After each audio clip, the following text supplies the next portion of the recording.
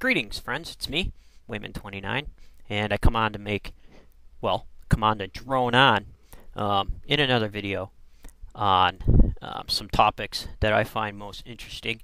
And lo and behold, there's a video from the Rational Response Squad, Together for Peace, GoldenGun85, and other RRS Christian haters. Wow.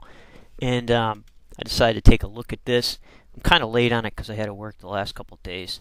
So we're going to see what kind of great information they're going to give us here, and maybe they give us some answers to life's persistent questions. Since I'm a delusional theist, and I don't have any, and I'm groping in the dark for a doorway to enlightenment.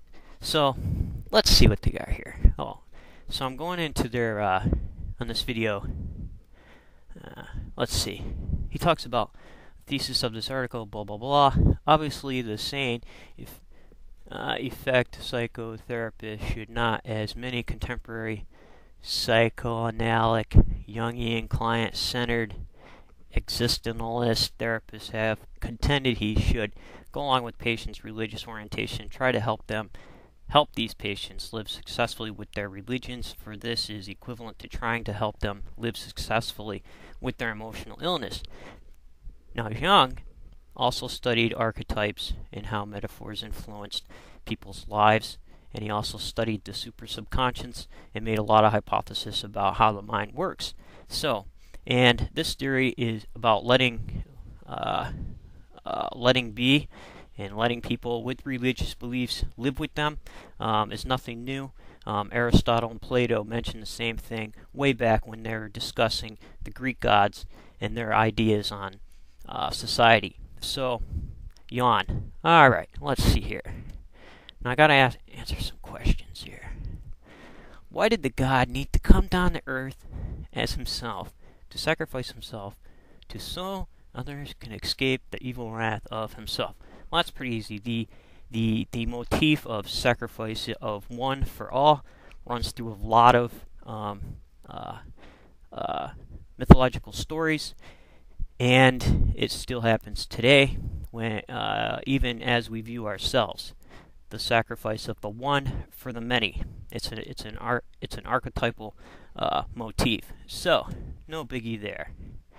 Let's see. If Noah's flood supposedly covered the earth for a year, what the heck happened to all of the plants? It wasn't about the plants nor the flood. It was about the purging.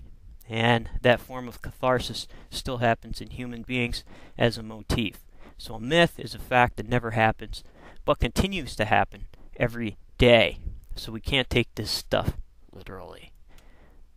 Alright, some say Jesus was the all-knowing God. Jesus would have known then that he died in heaven in less than 3 days. Well, if Jesus is alive and ruling today, what did he actually sacrifice, dying so that you can rule over mankind? Surely doesn't constitute a sacrifice. Sorry, I have some trouble reading. Let me get a coffee here. This is going to be a harder one than I thought. Well, probably the answer to that would be the idea of the teachings living on after the person has died, and your contribution to society, which is a question that everybody has. What am I going to be remembered for, and what am I going to contribute to my society, and how can I prolong that society? Alright, let's see. How can a psychologist condone belief in something not proving to exist when people are put into mental institutions for their daily basis? This is a total misunderstanding of abstract expressionism, and the metaphor being taken literally, and the problems it can cause. So yes, if the psychologist would realize that in metaphoric terms this could be helpful, they could use it. Alright, if the belief in God is so important, why did God give us an unfair fight? Just like the speech of Yahweh out of the whirlwind, it's none of our business. The world's a crappy place to live in, and the metaphor can be used as a building block to figure out how to live in the world when used correctly. Okay. Well, that's it. Well, I didn't see anything in here on the issue of suffering and why we're suffering.